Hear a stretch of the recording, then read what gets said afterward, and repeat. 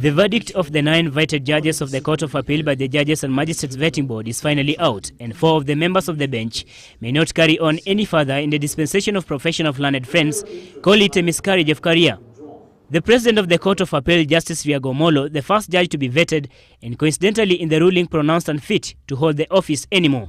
The board found it strange that the judge could base his decision on the notion that the sanctity of arbitration proceedings at The Hague totally exclude criminal investigation by Kenyan authorities of alleged fraud at both ends underlying the whole international transaction. Justice Omollo was rejected on grounds that he lacks transparency and portrayed political prejudice, far from being dogmatic in carrying out his mandate on the bench. The panel also declared Judge Samuel Bosire as unsuitable to hold office and was accused of condoning torture of suspects during trials of the failed coup in 1982. And similarly as regards the way he handled the Goldenberg saga.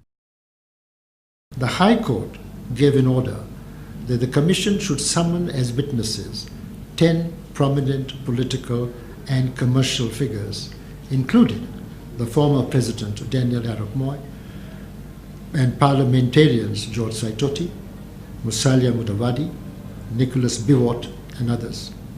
The court further ordered that the proceedings of the inquiry should not close until the Commission had complied with its statutory duties to issue and serve summonses on the persons mentioned above. Court of Appeal Judge Emmanuel also saw a bitter kick-out after they found him unsuitable to continue holding office. In a similar wailing scenario is Justice Joseph Nyamu. The board will not usurp the role of an appellate court.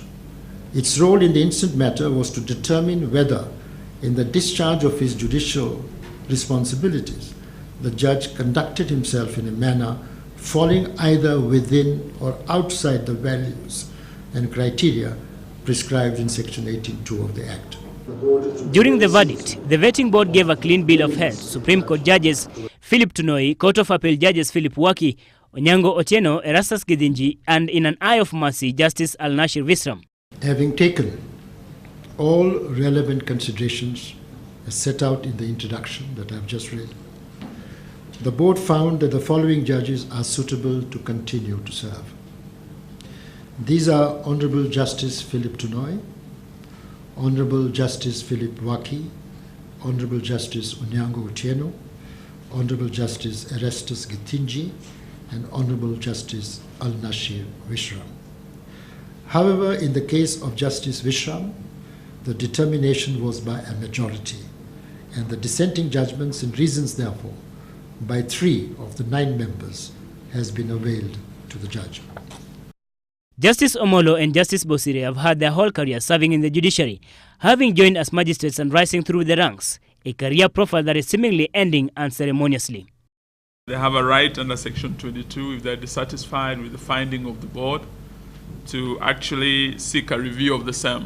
Section 22 of the Act provides a right to apply for review and the grounds upon which the judge may seek a review before the board, but otherwise this determination is final and is not appealable. In a quick rejoinder after the verdict, Justice Minister Eugene Wamalwa applauded the vetting board, saying it is a journey towards bringing back sanity in the judiciary, a sentiment echoed by the Law Society of Kenya. We will be moving ahead to ensure that critical reforms are carried out in all sectors of our society, apart from the judiciary. And of course, as we go along, there will be collateral damage. But we must also, as a nation, be prepared to pay the price. What has happened today, in my opinion, ought to be a warning that Kenya is changing, and I think it should be replicated to the other arms of government, that is the executive and the legislature. All senior public appointments from now on will be subjected to serious vetting, including the executive, the cabinet secretaries who come in, and all those holders of public office will be subjected to vetting. But we will also, in the coming general election, be asking Kenyans to vet all leaders who come in to serve. In a similar process, Wamalwa said all public officers will be subject to such a vetting process, however drawing attention to amend the Act of Private Vetting. Tunaweza leta marekebisho kwa kipengee cha 9 cha sheria hii ya majaji na magistrates vetting, ili wakati wanafanya vetting hii Wakenya waweze kuona, sababu hakuja kuwa na public hearings ambazo Wakenya wanaweza ona huyu jaji alijitetea vipi, yule alijitetea vipi, na Wakenya wengi wangependa waone ya kwamba haki inatendeka na inaonekana kuweza kutendeka. So kwa hivyo hayo ni baadhi ya maoni tumepata kwa wananchi na bunge litachunguza.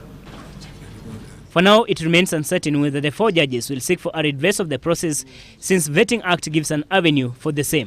A process that kicked off with hope for the law lords, but not to see it to the final lap, as 4 of the members of the bench have seen a disapproval of suitability to continue serving in the corridors of justice.